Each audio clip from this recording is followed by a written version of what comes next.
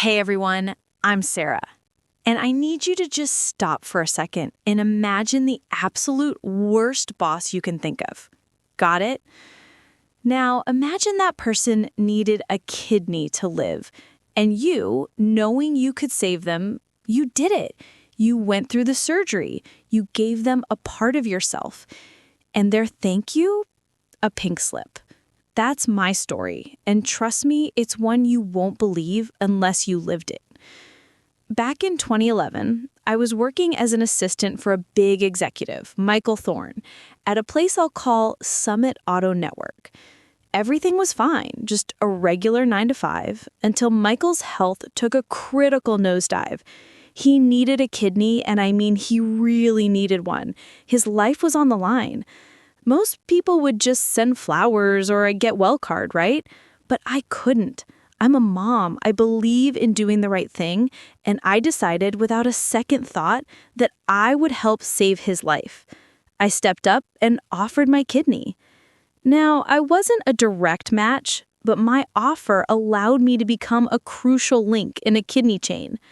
I went under the knife, donating my kidney to a total stranger, which guaranteed Michael would get a perfectly matched organ in return. I risked my own long-term health, endured the agony of major surgery, and walked away with a scar, all so he could have a future. And the gratitude I got for this life-altering sacrifice? A 2-sentence email. Seriously, that was it. No visit, no call, just a handful of cold words. If you're already shaking your head at this, please hit that like button because it gets so much worse. I pushed myself back to work just 4 weeks later.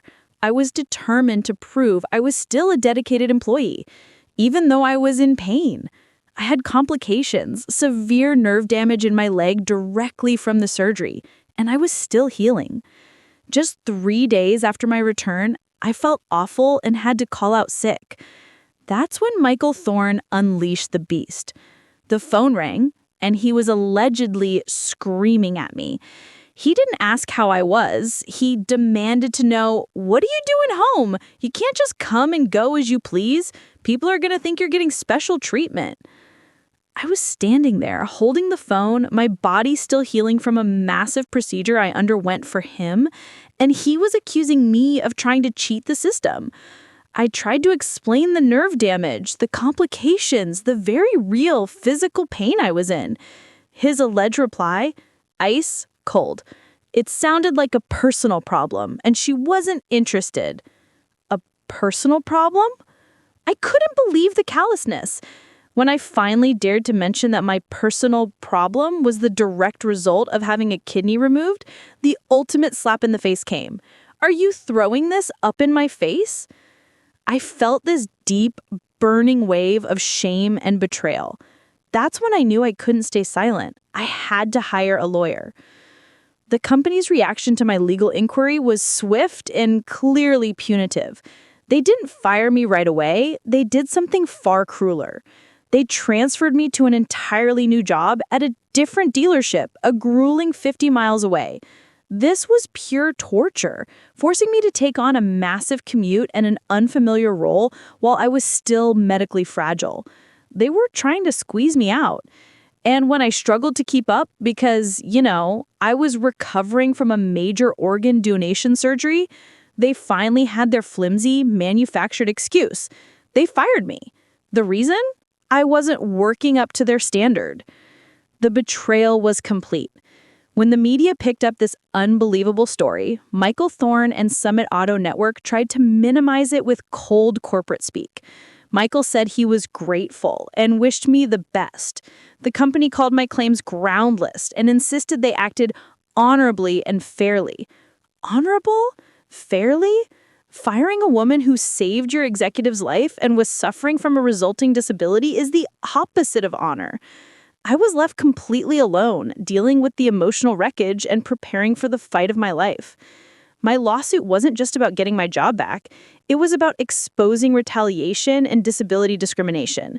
The company's actions were so outrageous, the facts so compelling, that a jury would have seen right through their excuses. That pressure, the bad publicity, the cost of fighting a clear case of betrayal, and the sheer risk of a massive payout eventually forced them to face reality. The case didn't go to trial. Instead, after months of fighting, we reached a substantial, confidential settlement. They paid me a significant amount of money to walk away, a silent admission that their actions were indefensible. It wasn't the public apology I deserved, but it gave me the closure and the financial security I needed to move on. I lost a kidney, but I saved a life. And in the end, I made a major corporation financially accountable for their alleged cruelty. The money was justice, but the real victory is being able to share the story. So I have to ask you, knowing what I went through, would you have still made that selfless choice?